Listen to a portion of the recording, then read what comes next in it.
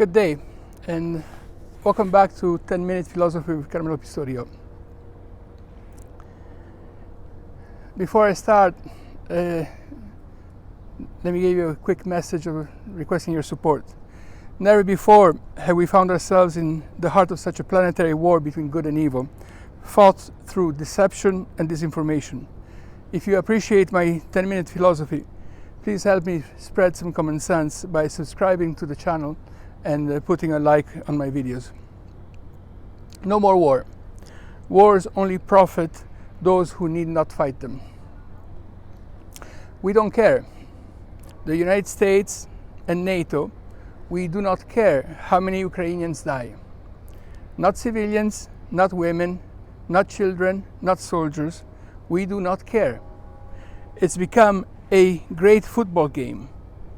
You know, we've got our team, they've got their team, rah-rah, we want to get the biggest score and run it up, and we don't care how many of our players get crippled on the playing field, as long as we win.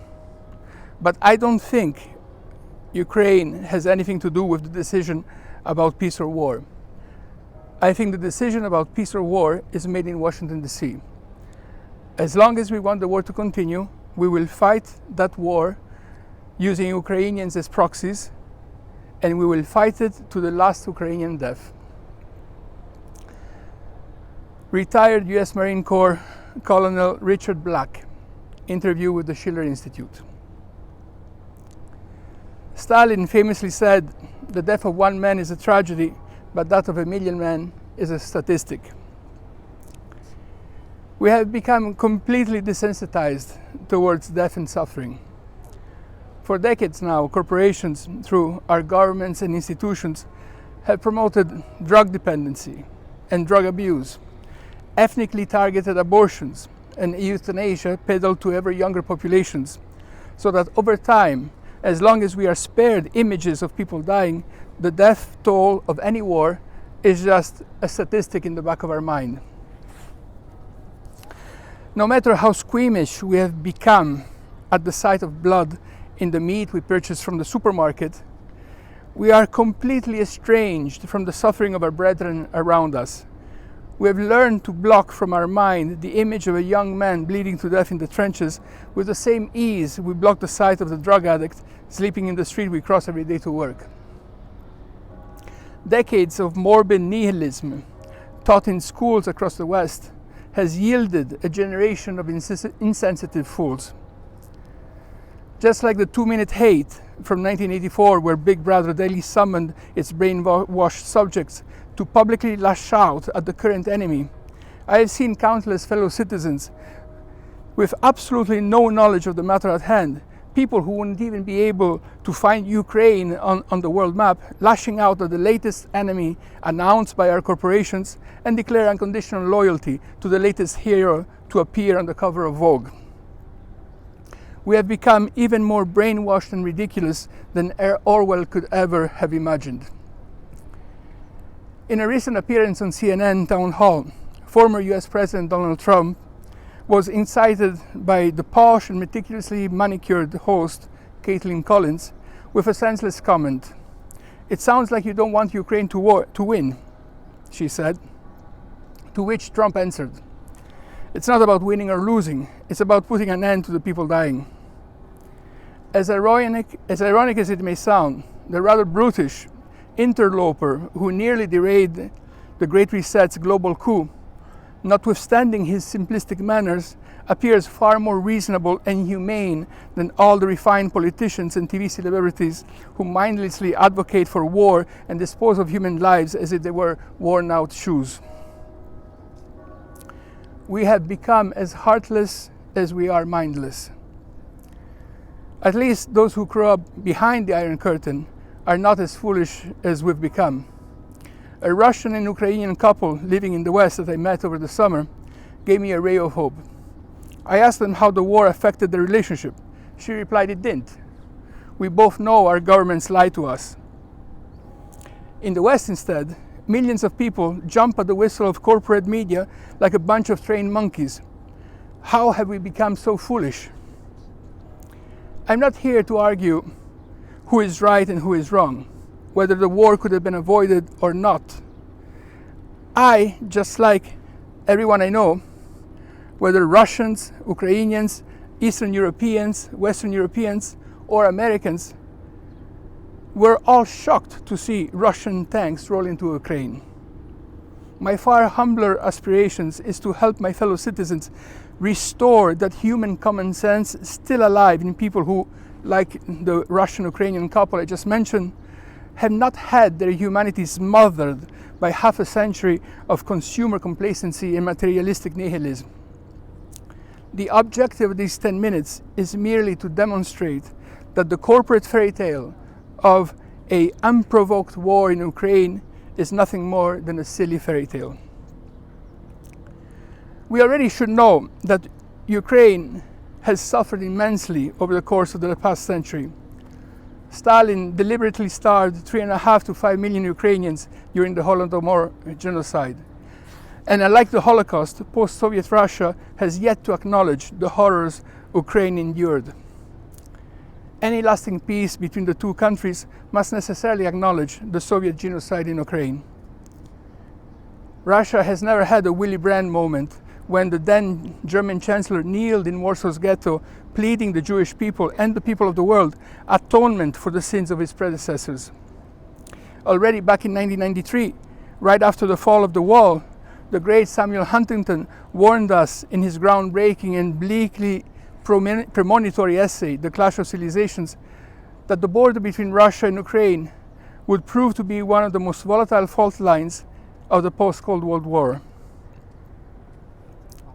So how can we lightheartedly dismiss Russian claims of human rights abuse against ethnic Russians in Ukraine? To imagine how horrible the memory of Soviet genocide must be in Ukraine, simply bear in mind that during the Nazi invasion, the Ukrainian people found in Hitler a savior from Soviet oppression. That's how horrible things were when the Russians ruled over Ukraine. But even without going into the merit of Russian allegations, it is extremely simple for any conscientious person possessing compassion, reason, and goodwill to dismantle the corrupt, deceitful rhetoric of corporate-controlled NATO governments.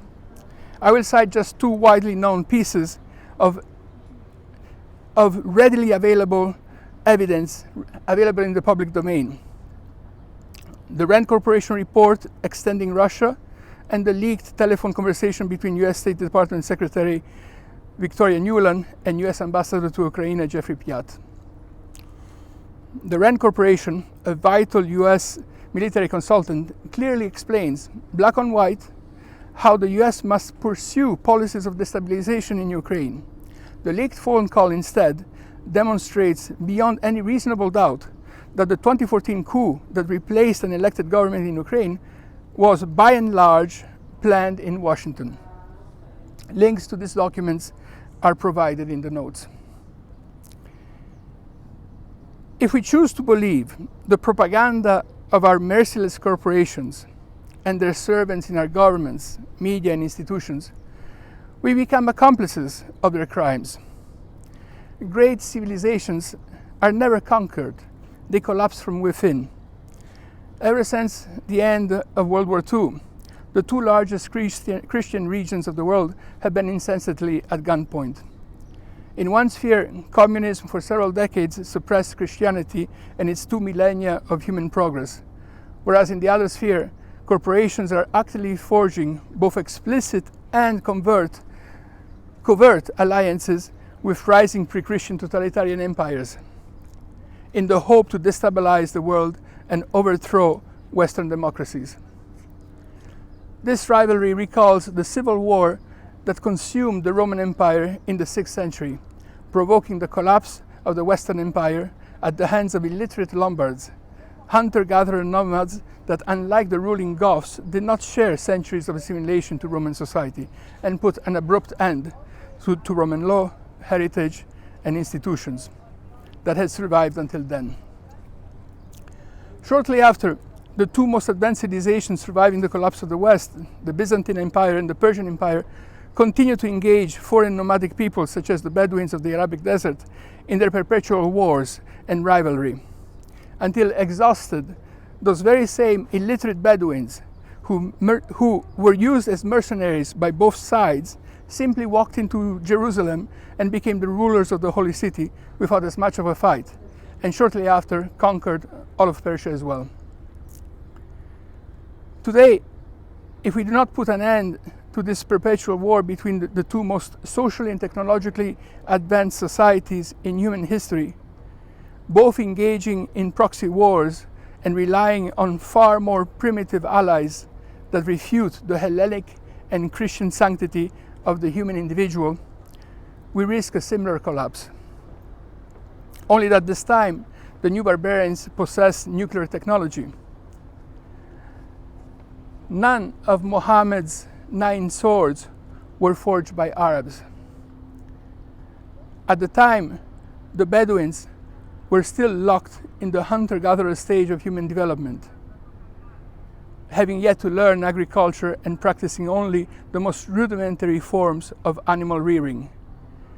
If after the fall of Jerusalem, it took humanity nearly 1,000 years to resume its evolutionary journey towards individual emancipation, this time humanity may never survive the new dark ages that will follow the collapse of Western civilizations. Finally, though out of time and will thus explain next week, no matter how despicable he may be, it wasn't Putin that killed 6 million human beings, primarily in the world's most advanced societies, with a synthetic virus. Please rid yourself of corporate propaganda and renew your human common sense. We must put an end to corporate-sponsored wars. As retired General Michael Flynn said in a great interview with my dear friend Guia Mariani for Visione TV, wars only benefit those who don't need to fight them. Have a blessed and joyful Sunday. Goodbye.